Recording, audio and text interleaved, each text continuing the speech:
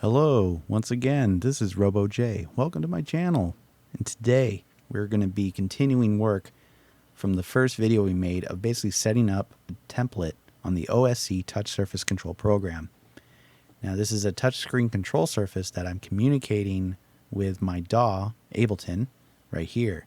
We're actually setting up different stuff that can communicate. So far I've made the play button, I've made the stop button, and I've also made the master volume. But now we're going to get into more in-depth work, which we're actually going to start controlling the different instruments, starting with the drums. Now, as I was saying before, I want to have a drum pad on here that actually can control the sound of the effect that I have on here. So I'm going to start by taking a pad here. I'm going to stretch it out. I'm just going to get it all in there. There we go. Okay. Maybe put that up just a little bit. Maybe more even right there. Looks good to me. And we're going to make this orange. Now, I will show you what we're going to be controlling. Now, I have a drum beat here. And this drum beat is actually two beats that are playing together. First is this little part I made using the Dan Miller drum machine that you can find on Ableton. Then the next part is a drum rack that I made of an old 70s drum machine called the Drummer 1, the Elka Drummer 1, which was used by a lot of European electronic artists back in the 70s. Put that together and you get this. Now I have the regular dry drum beat, but I also have the beat with an effect on it, which is this right here. I have a grain delay effect, which I can control moving this around. And it's this part that's going to be controlled by the pad. But I just don't want only the affected track. I want to be able to have the dry drum beat as well on the same setup. So to get that, as you can see, I have the crossfade set up on Ableton. I have the drum set up to A, the dry drum set up to A, and the affected track set up to B. Here's the dry. Here's the effect. So I'm going to basically map the crossfade on OSC to the crossfader here, so I can control between the two different drum parts on OSC. So let's start by actually making, I'm actually not going to take it bit by bit and map it bit by bit. I'm actually going to make the whole template itself and then map everything. It tends to work a little faster when I do it that way. Okay, let's get started. Now I have here the pad set up.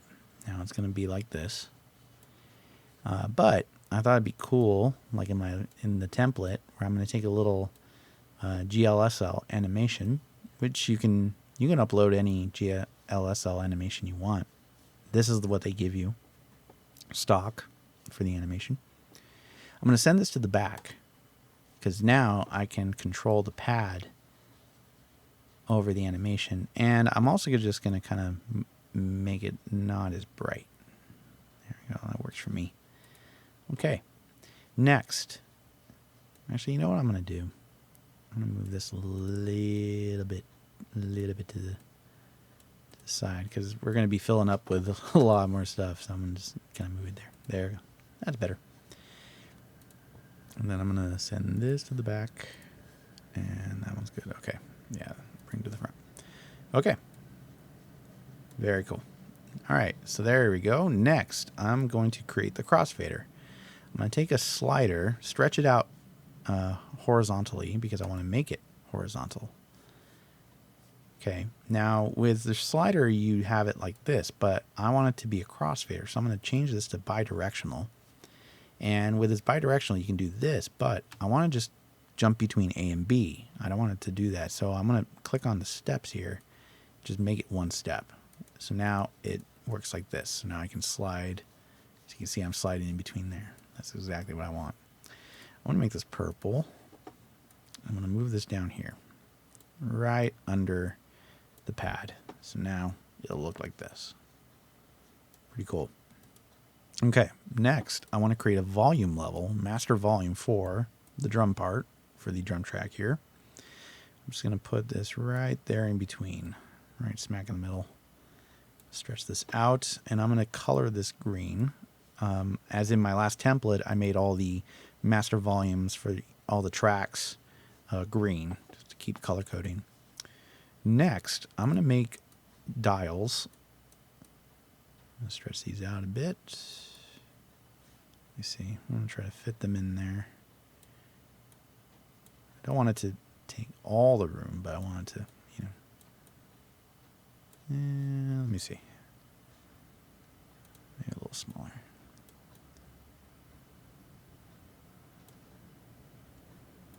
There we go. I need to move quick because I don't want to take too long in the video. Usually when it's just me doing this, I'm just like taking my time, stretching, you know, sizing stuff all over the place, and I probably shouldn't do that here. I should probably try to make it efficient. That looks good. I'm going to make it yellow because I make all my Aux FX yellow on this template, and I'm actually going to duplicate it a few more times. One for here, and then one for this side over here. There we go. Okay. And just for sake of kind of keeping it orderly, you don't have to do this, but I just want to show that you can do this if you want.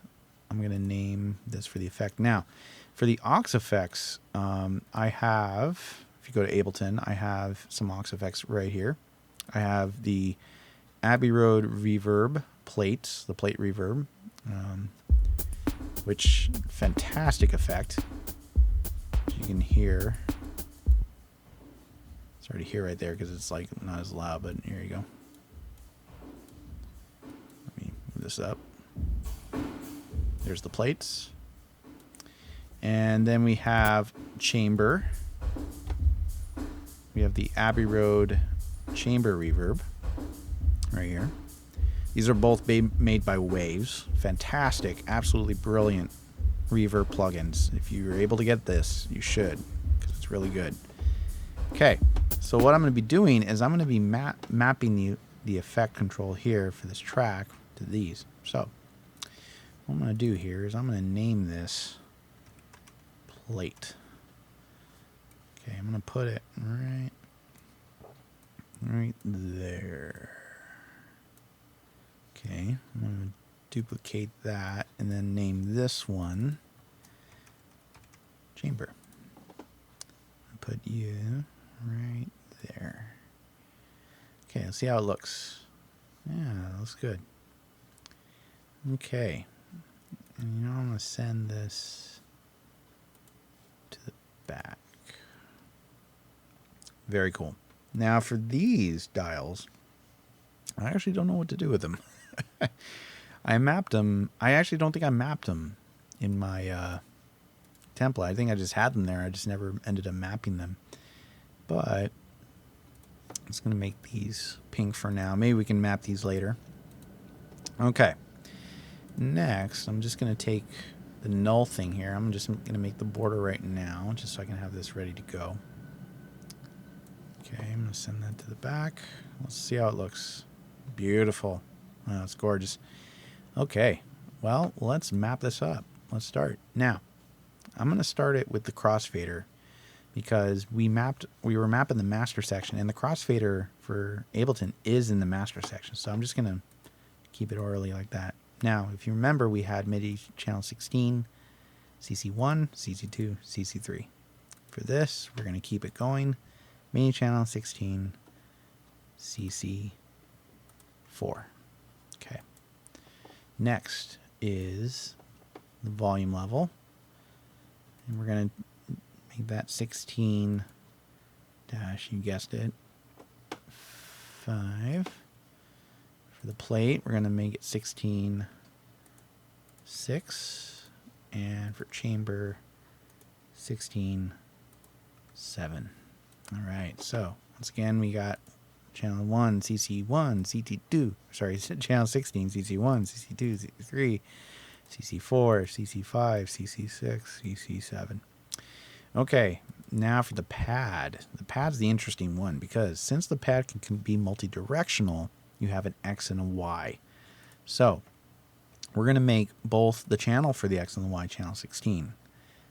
And for the X and the Y, if you remember, we left off at CC7. So for the CCX, we're going to make it CC8. And for the CCY, we're going to make it 9. So now that we have designated where it's going to be mapped to on the OSC to the Ableton, now let's complete the mapping and map it on Ableton. So once again, Control or Command M, or this button here, change it to MIDI mapping mode. Now, once again, I want to get the crossfader first, so I'm going to select down here, you see here, the crossfader. I don't know if you can see it, little brackets appeared. I'm going to go to OSC, Performance Mode, and give it a little tap there. And you can see right here, now look at an Ableton, see right here it says 16/3, so the mapping is complete. All right, we're going to keep it going. Now, next mapping is the volume level for the drum. So we're going to go here to the beat bus. That's what I want to control. And I'm going to give this little touch there, and then now you'll see it says 16/4. So now it's communicating. Now we'll get the plate reverb. I'm going to touch the Aux A send, and I'm going to come over here to OSC. Here, let me shorten this so it doesn't keep going. There we go. All right, and give it a little touch, and you see it says 0./5. It should say 16/5. And then we're going to go to the chamber, the Aux B send. Give this a little touch here, and you'll see there it says -16 or 16-6. Wonderful. So let's just test this out before we get into the pad, just to make sure. Let's see. Bring them down. Yep. If you notice now on the sends here, if you look at the sends right here, these are now moving in accordance to the dials. Great. There's plates. There's the plate reverb, and here's the chamber. Actually sounds pretty cool. I like that. Tell you what, we'll keep the chamber a little heavy. Get that nice little kind of delay in there. Okay, and then we'll check the level. Good, good. But look, remember in our last one, we wanted the master volume, the top here, to hit 0. So we have to do that for the beat. So we're going to go to MIDI mapping mode. Go to our MIDI mapping list, and you'll see right here, track the beat bus mixer track volume. The max is 6 dB. I want it to be 0 dB. So now, if I get out and go here, I go to the top, and it's now 0 dB. And now for the crossfader. Here's the dry. There's the effect. Great. Very cool. Now for the challenge is we are going to map the grain delay effect control onto this pad. Okay, so for this effect, so you can hear it, got all this little kind of, it's messing with the frequency and the pitch here. So that's what I'm going to map to the pad.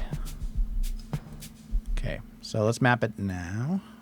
I'm going to put this in MIDI mapping mode just to get it ready. Come over here. As remember, we have 16, CC8, and 9. So I want to start with the X frequency, which is going to be the frequency, the X CC. So it's going to be the frequency right here. So I'm going to touch the I'm not going to hit this part. I'm going to hit this area, the amount. Okay, and I'm just going to give this a little touch there. Now, if you notice, it says 16/8. So now if I get out of MIDI mapping mode and I mess with this, you'll see now it's moving up and down. It's good. So I wanted to do. Now to control the pitch, I'm going to go back to MIDI mapping mode, and I'm going to select the pitch, and then I'm just going to give it a little scooch. I'm going to move it a little bit to the side, and if you notice now it says 16-7. So if we get out of MIDI mapping mode, now I have control over the drum part.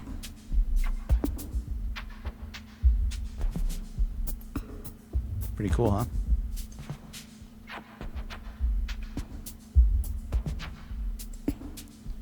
So now, if you watch this, I can actually control, now that I have the crossfader control, I can move. I'm actually using my hands on my touchscreen right now.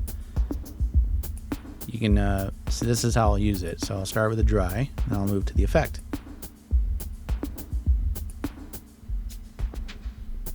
See how I do that? So now I can kind of go in between the two.